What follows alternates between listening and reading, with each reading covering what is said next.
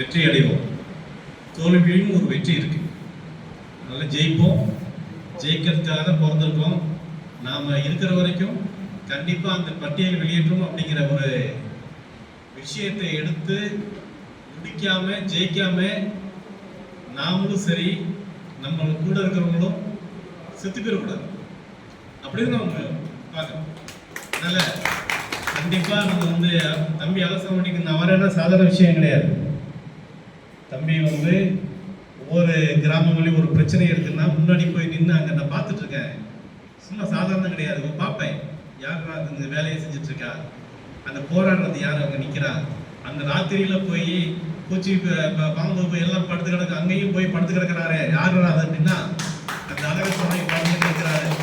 சரி, அவருக்கு நம்ம போய் கண்டிப்பாக நம்ம போய் நிற்கணும் அப்படிங்கிறது உணர்வுகளோடு தான் உடல்நிலை சரியில்லாத போது கூட 6 மணி நேரம் வண்டியை ஓட்டிட்டு வரேன். எதுக்காக தெரியுமா? அந்த தலைவரை நம்ம இழந்துடக்கூடாது. அவருக்கு பாதுகாப்பாக இளைஞர்கள் கூட நிற்கணும் எங்கே போனாலும். ஏன்னா இமானுவேலை நம்ம நினச்சி பார்க்கணும். நம்ம என்னைக்கெல்லாம் வந்து நம்முடைய தலைவர்கள் தோன்றுறாங்களோ நம்ம தலைவர்களே கூட சில நேரங்களில் பண்ணிடுறாங்க. அதனால் கவனமாக இருக்கணும், இளைஞர்கள் கவனமாக இருக்கணும். தலைவர் நம்ம தம்பி போன்ற தலைவர்கள் உருவாகணும். ஜெயிக்கிறதுக்கு பிறந்திருக்கோம். இனி தோக்கிறதுக்கு வேலையே இல்லை. வெற்றி அடைவோம். வெற்றி நமதே. நன்றி, வணக்கம்.